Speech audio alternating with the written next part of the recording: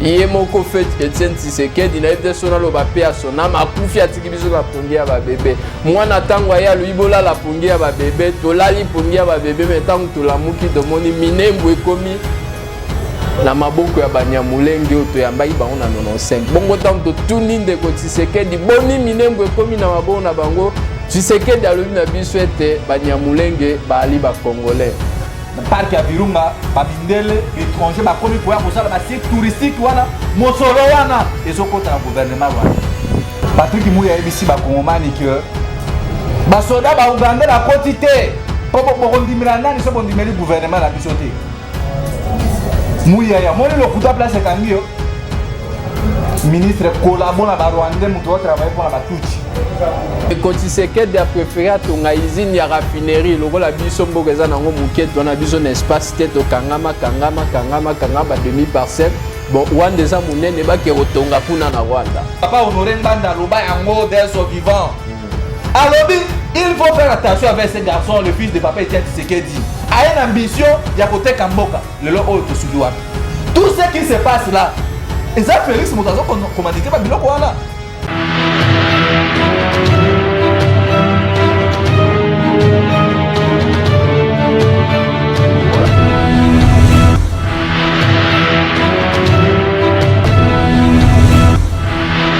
Beauté maman océan na bandi na ko préféré na banda comme ça li passe andoi na ngai Bruno Asilisa ezali ngai Josué Lumumba maman ndenge witu koloba to beta mbela to la panda yete biso to bundela pona mboka au péril même de nos vies so il s'agit n'est-ce pas to perdre bawe ya biso vie lokola Lumumba kufaki lokola ba héros surtout batika mboka nous on va le faire. Pourquoi? Parce que nous sommes des chauvins, nous sommes des nationalistes et les alliés pas si maman océan comme on a été na kati ya territoire na biso sur le sol congolais de balobi na français le lot ali comme on a le pays au babengi Uganda batindi ba soda na ye na minito yo tango tolobaki na bino ete régime ezali régime ya occupation ebele bayokilaki biso te bongo maître Jésus-Christ le Messie alobaki na bayekoli na alobi etikali nini po bondima ete nga na ali Messie etikali nini ou juste bomoni ba paralytique batamboli ba aveugle bamoni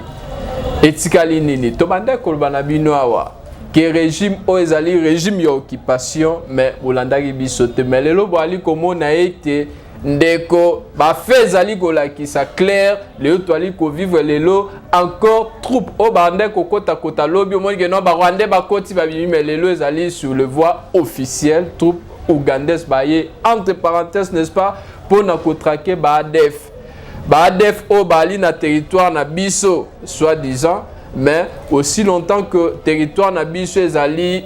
ouest ya Uganda donc est na biso ouest ya Uganda bango bagana kimia mais biso to bagana kimia te donc omoni lelo yo baye soi-disant pour attaquer plutôt ba ADF wana mais en réalité mama ezali nde na yutu koloba occupation to banda peu ko analyser liboso po tozongisa bana mboka bongo ba comprendre que ali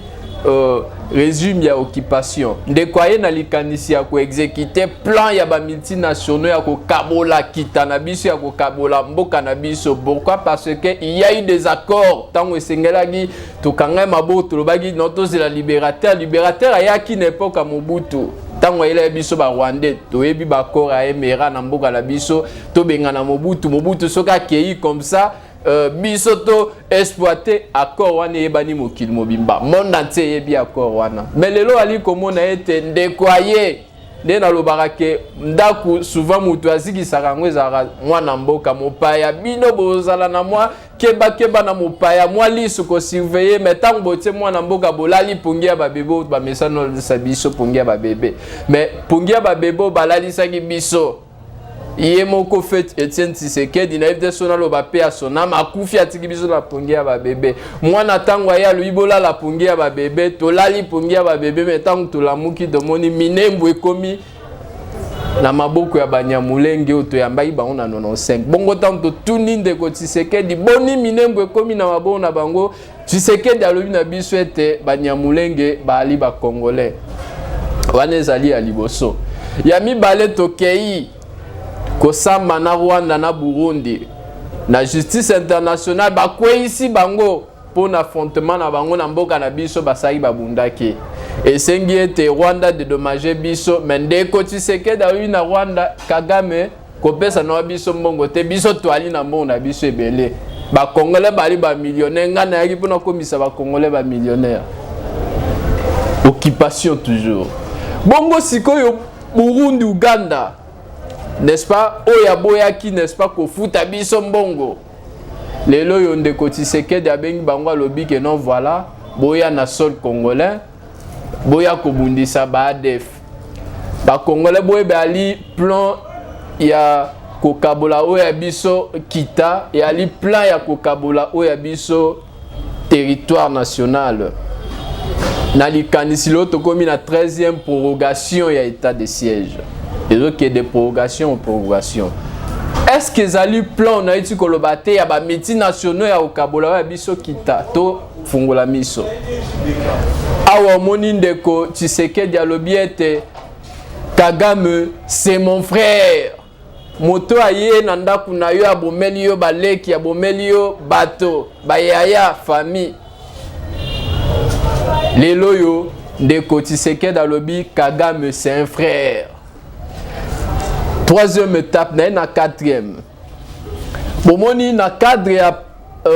partenariat pour la biso partenariat pays yo ezali que non pays ami lelo yo ndeko Tshisekedi ya komisi Rwanda pays ami on est loin ozala pays ami na Rwanda et ali pasi na cadre ya partenariat coopération n'est-ce pas entre RDC na Rwanda ndeko Tshisekedi a préféré atonga usine ya raffinerie lokola biso mboka eza nango muketo na biso n'est-ce pas c'était to kangama ba demi parcelle bon Rwanda eza munene ba ke rotonga kuna na Rwanda mameza pasi nazo kana pasi na motema ba Congolais il faut to la mukato comprendre to sosola ou ezali osema na moite au grand jour mais ezali osema na se bato bali komona oyo sema na moi menga na lingi bato batala odela na oyo sema na moi kasi oyo sema na se na chite maman récemment Rwanda yaki awa nga nali kokamwa nga itina alaki mwana moke tina koli to bandi mona ngo ya politique IDP selakisanga ete to bandali boso na maréchal que maréchal soka longwende bando na biso baleki na biso ya impère balobi que non to kanse ba passe na biso maréchal akei mais passe ya liko continuer mais barakse biso récemment na ndeko Kabila était tous les mots méchants diaboliques les diables ya Congo ya lagi ndeko Kagame to mona ki fait Tshisekedi alobaki na bozongisa ye na roi de sika witake menga na liko kamwa. Ce qui Kagame c'était le démon en personne, démon à freinage ya Congo. Mais na processus nini Kagame a commis mo centre na processus nini na alchimie nini oba petoli Kagame pour ba betela maboko to blandaki ba betaki Kagame maboko. Mais lelo Kagame tangwaye to ali kolela Kagame ali ko boma biso Kagame. Mais Kagame ena mboka na biso omoni ata Congolais moko te aji courage. Tout ça a le rôle de Serge Wela Bambaki Basapatu na Kagame. Mais attaque Congolais monté à jouer courage. Il y a Olobaete Kagame dégage. Pourquoi? Parce que il y a eu un système où il a dit ça Congolais pongi à ba bébé. Nali Kolobango maman na pasi na moté maman océan pasi na moté moni Kagame aye azongi. Si kotango azongi ozie ya multinationaux bato ba jujaka makambo ya mokili ba conflit dans le monde ba oloba nini biso tolelaka mingi Kagame mais mutu ayata contestation moko te azongi parce que na IDP c'est déjà ba petola et Kagame ba komisa Kagame mo centre to banda obenga ND5 Kagame pour le moment na Congo ba komisa esa. Et quand est-ce que régime oya occupation ekosila tokota na biso te na bavi na bango privé choix na bango basala ba couple plutôt na nini na bango sala concerne etali biso te mais totala nanu likambo ezali na mboka. Est-ce que ezali occupation te? Est-ce que ezali likambo mosusu to biso toali kolala miso ya kokanga mena se makambo mosusu ali partant na ba état de siège, partant na makambo kili banyamulenge ba congolais, partant ezali nini au juste ba congolais. Kagame aya koma ami omoni Kagame alobi ke no ngai nde na oya na tongela bino habitation et ali pasi na chité maman de Bruno azali lelo yo boye bango ete aéroport international plutôt aéroport local ya Goma et ali kokoma ezo passer na aéroport local et comme aéroport international et peut passer na aéroport international il faut ba réhabiliter comme na stade donc on a plutôt na qualité ya aéroport na qualité oui bien sûr il y a aéroport international bongo il faut pas passer na réhabilitation wana à 100% à travail wana maman aussi ya bato ba osala yango ezali ba rwandais tango ba rwandais ba kosala yango donc c'est-à-dire que non aéroport ya Goma wana komi aéroport ya Rwanda mais na kati ya Congo. Tant na ina loba likambo occupation na ebite boloba koma yazo kangamara na occupation ne na ite koloba wa Yesu lobaki est-ce que ti tango nini bino bondima ete nga na ali mobikisi ti tango nini boali komona kasi boali kondima te tango okoma aéroport international ya Goma bato ba retravailler wana et ozala biso ba congolais te ba rwandais nde ba oya wana donc lokola na Rwanda espace ezatesiko ba pesi bango bosa l'aéroport awa soki Rwanda ninga kende France to Allemagne il faut ya na Congo azui à voyager tango tozo ba likambo ya occupation tongo midi pokwa bongo ba pona épinglé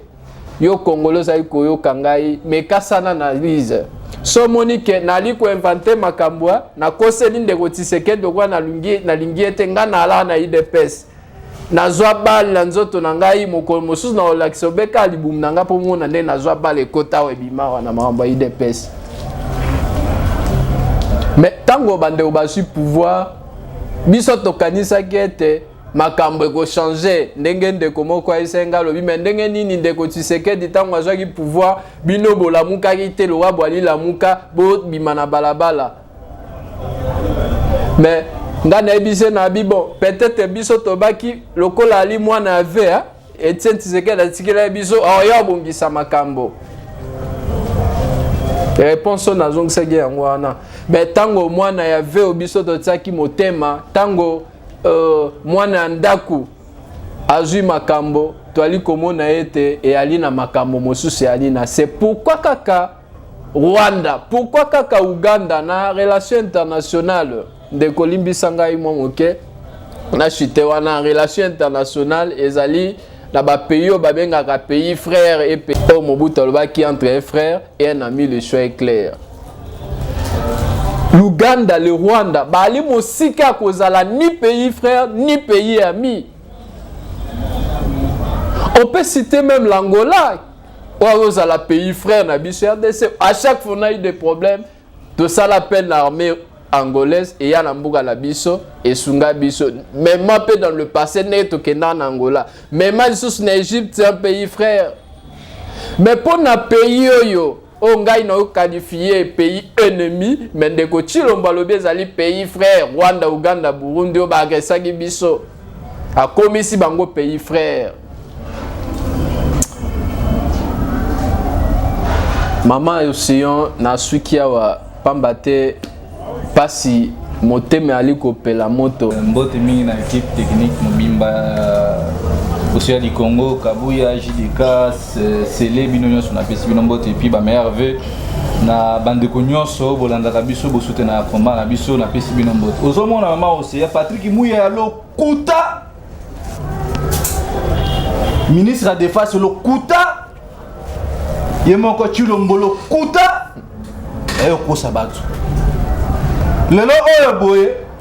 Patrick Muyaya kwa ministre ya communication wa Mende donc ba ministre ya communication alokuta to za ba na mboka o bayini Patrick Muyaya rwandais ministre de la défense rwandais Patrick Muyaya bisi ba kongomani que ba soda ba uganda la quantité po bondimira nani so bondimeli gouvernement na bisoté Muyaya moni lokuta place kangio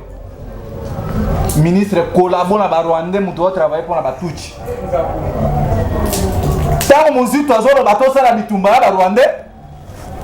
Patrick Muyaya azolo banini ba uganda ba quantité lelo oyo bo Patrick Muyaya ozonga lisusu pona kwa okosa biso Maman Océa, il faut que les Congolais aient des locaux. Le 20 juin 2012, IDPS et le bac Kabila côté ici ma troupe rwandaise na mboka na biso. Kabila batu innocent bato mona awa bobande ko na biso IDPS babima na balabala ko loba Kabila teki mboka. Mais fait du côte Kabila na Kagame et banda ko bela te. Le lot où on a le couteau à Chilombo, à cause ba Congomani qui a signé à cause de l'état de siège. Le lot où état de siège là qui si bo lenga biso bambuza to benga bamongo babenga bolenga boima ba bololé. État de siège et là qui si fiasco nango oyo boye ba Uganda ba koti na Congo. Lokola ba to bazana mboka ote. Bakoro Chilombo kana ko signer na Rwanda. Eza un parc ya Virunga. Bisika o ba gorille, espace bio divertissement na biso zalaka. Chilombo azu yango na parc ya Virunga ba mindele étranger ba komi ko ya ko sala ba site touristique wana mosolo wana ezokota na gouvernement rwandais. Botala lokuta ya Chilombo. Soki tolobi awa ono boza ba mitema mabe. Chilombo a signé l'accord na Rwanda pour l'exploitation ya or na nini na kati ya Rwanda. Alors on a été à Kepa Yoweri Museveni 7 km entre Uganda na RDC et kota na Uganda. Yoweri Museveni alobi nini nga nazotonga banzela abu pona ko faciliter ba biloko na ngai. Bakoro président Burundi yaki awa na Kinshasa awa. Yaki ko signer l'accord pour na kozwa espace arable mabele na biso po ba continuer kolona bilanga café. Otala bisika oyo boy ba congolais bolingi po comprendre ndenge nini ke non Chilombo azana lokuta et puis azo continuer ko sabino. Yango na tozo senga tozo sala éveil patriotique. Et loko ba botan biso to loba yango ba to biso ba comprendre biso mabe. Ngai de nature ba lutte politicienne vraiment ekotanga et moi je suis un révolutionnaire. Révolutionnaire. Le là oyo boy ba Uganda ba continue na bele ya Congo ni leader politique moko. Ozu bato baza na FCC, no baza na Lamuka, ni même point de presse, tandis que baza bato oyo boy peuple et okelaka Martin Fayulu. Président Martin Fayulu. Le lot oyo la joie qui appelle ya bande kwa Lubumbashi, peut-être un message yo komela bino. Batuni motuna ba lobi mwana mboka Bruno, Costa biso to sali ezana est Lubumbashi na Équateur kombo ya Martin Fayulu ezoli moi muke mais pas 5 ans de koki eza nini motuna wana excellence Martin Fayulu ko répondre à quoi tourner na Lubumbashi ndeko ilunga kombo na yango wana biso peuple to tiaki motema pa Adolphe Mozito to tiaki motema na biso epa ya Martin Fayulu mais lelo oyo boye bino boza mwinda bato oyo boza o peuple atomboli bino ke no liloba na bino nde yango peuple akoyoka biso ba révolutionnaire biso ba résistant na ba camarade de Lumumba bandeko Maman Océa toza na lutte na biso tozo sala mais bino boza bato boza na litoyi ya population bozolo ba iloko moko te botala mabele ya mboka ba Congo ndezokende lobby tango tokozwa pouvoir tokogérer ba nzete ou bien tokogérer espace ya Congo ndambu nazo benga conscience ya ba jeune nyos congolais na yebisa bino ba politiciens congolais le loba kolo ba boy lobi ba lobi boy lobo kuna ba kolo ba boy tozo bengisa bino boya to sala bloc ti na lobi bloc patriotique te to sala bloc ya ba révolutionnaire parce que mboka eza na occupation le là oyo boy ministre moko ta koleka na télévision ko ba ministre lo kuta ko ba Patrick Muyaya bondi mela banani eza régime ya Félix nde bazo yiba mbongo ya ba congolais ba congolais sote o bazo yiba mbongo ba congomani Tango alobi que non ba Rwandais ba kwa kotunga. Po biso toza miyibi. Est-ce qu'il y a sali sondage ba congolais nyo so moi que non ba congolais so ça comportement à Félix na ba do IDPS. Il y a ça français. Ah oui, il y a ça français. Bon, ce qui est que non ba congolais ba ça ba miyibi. Pourquoi pas oui. Oui, pourquoi pas bato baza na poto même ba organisme international ya ba réfugiés tout ça. Ba organisme belé zali, ba ONG oza crédible. Même ande kuna biso misu na tout le monde ba pays misu za ba modèle la référence ah par exemple Togo so même Sénégal. Pourquoi pas ba ko mbongo wana pesa bande ko wana ba organisme na otunga. Pourquoi pas ba ponika ka Rwanda a kotunga ndako na kati ya Congo. Est-ce que a ko biso que non le roi vana kana mikira poto a commis français? C'est parce que non lutte biso to bunda awa na Congo awa. Les français ou bien les bandes bakolo libéré biso za bisoté docteur Denis Mukwege réparateur ya ba maman o baso violer butu mo na miso puissant à Félix na ba bemba na ba ndeko nyonso baza kuna na kati ya nyosalité na bango na ba Moïse Katumbi. Est-ce que docteur Denis Mukwege pas moins sérieux? Est-ce que mbongo so pesi nani Mukwege akoki kotunga banda ko ate soki mwana lokola innocent ouais musicien atongi banda bongo plus fort les ba pesa responsabilité soit et pas bino ba maman aussi ya bo soutenir pe batou. Alors pour la biso, tout ce monde que non, ils ont déjà ba corps oyo papa honoré nganda loba yango dès son vivant. Alors il faut faire attention avec ces garçons, le fils de papa Etienne Tshisekedi. A une ambition, ya côté Kamboka, le lo oyo to suki wapi. Tout ce qui se passe là, ils ont Félix Moutazo commandité ba biloko wana. Le lo oyo boye.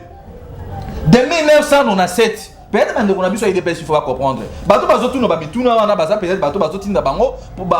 bazo li mbongo au gouvernement à Chilombo. Na 1997 tina 2003. Gouvernement ougandais, il faut pas payer sa biso mbongo 10 milliards na bitumba o babunda 6 jours. Uganda na Rwanda na kati ya Chilombo ayena lo kuta ko ba keno ba Uganda ba kofuta mbongo wana te. Où en sommes-nous aujourd'hui? Le lo oyo boye Félix Chilombo aye ko ebisa biso nini que non ba Ougandais ba wi ko kota ba Soudan na bango ba yei ba sala bon ozo mona tango ke ko décréter état de siège maman Océa dans son mituna le lo oyo boy MONUSCO ça na mboka na biso 20 ans na Congo awa boy incapable à côté sécurité na nini ya est ya mboka na biso même côté ya nord côté ya nord-ouest côté ba Burundi ba zali ba Ougandais alors nga na zo mituna soki ke basoda Ougandais lelo ba yei na mabele mboka na biso ndenge Chilombo azwi mboka teki yango et pas ba Ougandais ba Burundais ba Sénégalais ba troupe wana nyoso ndenge tozolo ba awa le côté à Patrick Mouya na zo insisté et mon ali na misu tango bango ba yei ko sala bitumbana ko traquer ba rebelle entre ba soda ya biso ba congolais FARDC aux armées burundaises armée ougandaise Rwanda nani akozala commanditaire nani akokomande ba troupe wana nyoso ozomona place infaillibilité incompétence omona que non esika bolema ya bakambi ya gouvernement ya Kinshasa ezali bino bobengisa MONUSCO ake MONUSCO ko tia kimia MONUSCO sali 20 ans na Congo a tia kimia te et puis bozo kana ko pesa confiance na armée ougandaise oyo boy ba bomba bande kuna biso de 1997 à 2003 tire le oyo boy mbongo wana eza na rembourser te na gouvernement congolais lelo oyo boye mama aussi il faut to ba makambo oyo tango ba Burundi na ba Uganda ba bundi na mboka na biso réparation et ça les maté papa mona kana Chilombo aye ko violer mobe ko likonza mboka na biso avant ya ko sala appel ya troupe armée ya mboka mosusu il faut et le Assemblée nationale entre tous ces grands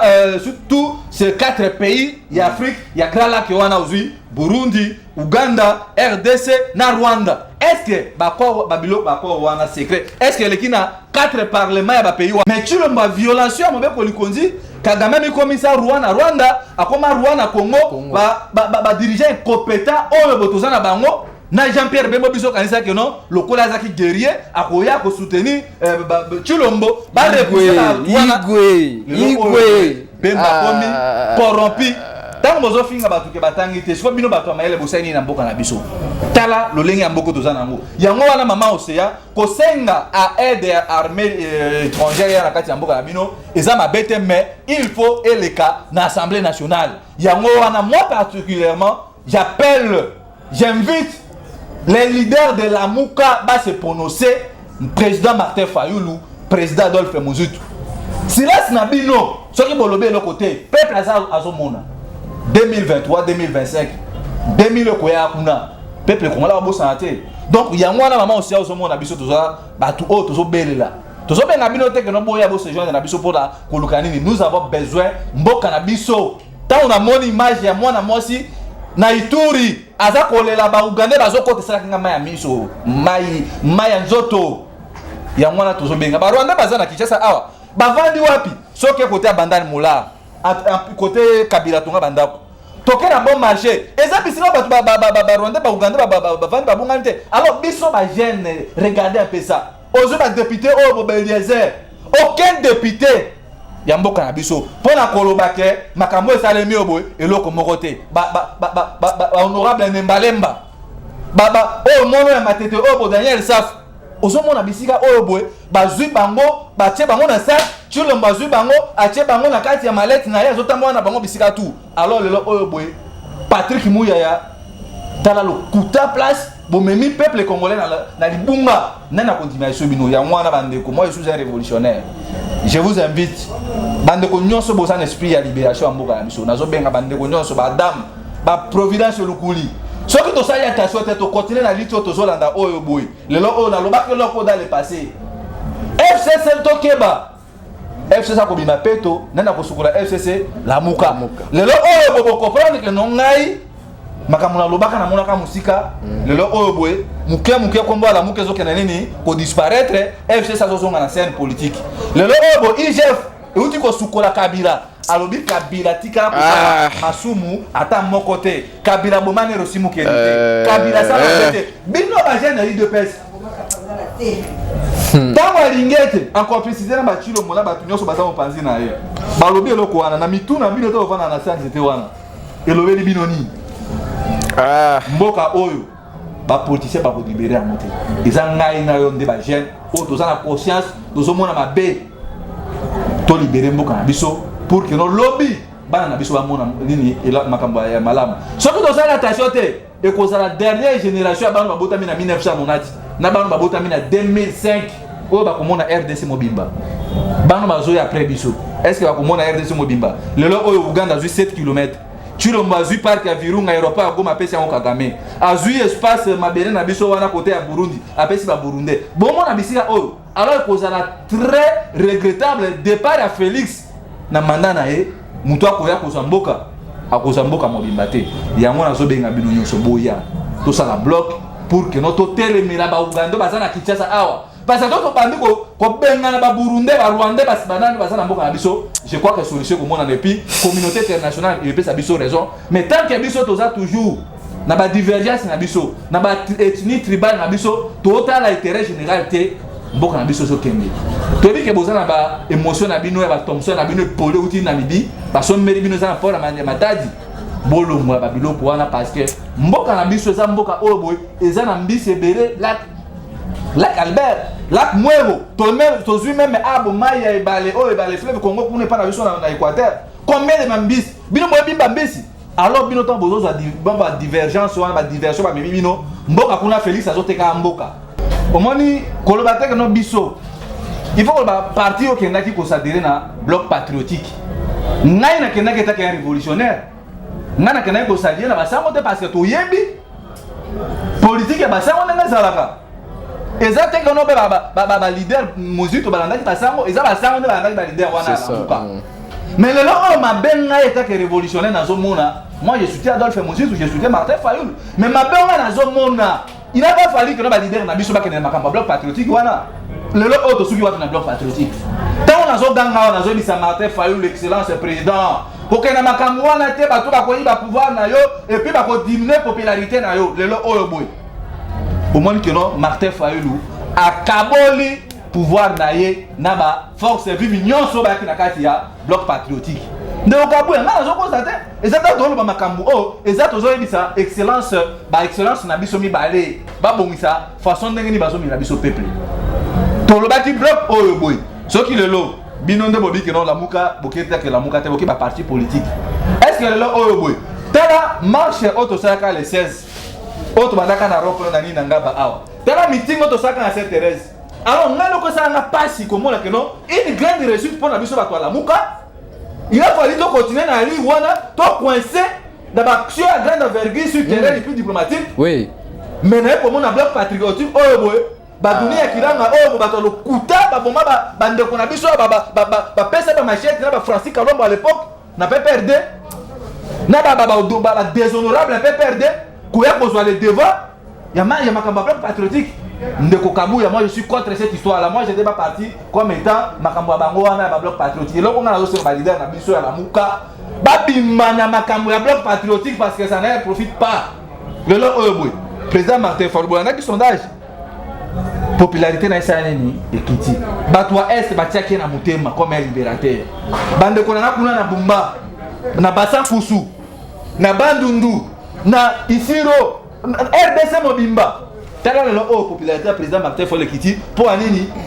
pour ba Monica que longa ba Chadari na marche. Bato ba bomba mboka o. Moi je ne peux pas s'associer na bato ba bomba mboka. Soki ba sango ba lobi bongo, ba ba que non soki ba lobi o ba lobi na ba Chadari mais ba que non Adolphe Muzi to kenda ki pa na bango te pona na bloc patriotique. Pour to bi que non ba sango tango ba lobi bongo peut-être ba su guerre de cause na bango, ba za ba tata na biso ya midi moto sa prendre na bango te, mais pona ko sala abe show le mois de cadrage, il faut ba que non eza bango de bayaki pona ko luka ko diminuer le loro bonde ya komi ko kitsalu ta Martin Fayulu. Yango to zo benga président Martin Fayulu na Adolphe Muzi. Va se prononcer au plus vite que possible avant les 15. Va bengi sa point de presse va expliquer bato. Ce qui bango basali yango tête aux senga bandeko nyonso. To bi que no bino ba journaliste congolais transport na bino to bunda na bato basana besoin to ça la point de presse pour na koloba que non à partir à lelo Martin Fayulu a mis na bloc patriotique va to donc Martin Fayulu président élu président Adolphe Muzi tout bobima makambu oyo parce que zo profiter na biso la mukate. Na ba cité na ba chaîne ba sur la mukate komika bloc patriotique ya ba dunia kilanga oyo boy tant muto so mona ika na marche zo pesa ba tukana moyeba bima ba continuer ko soutenir bino ezate et puis na on mettre attention bino bato bozo sala ba politique ya base tozo kana pona ko libérer mboko na biso na occupation to kana ba activité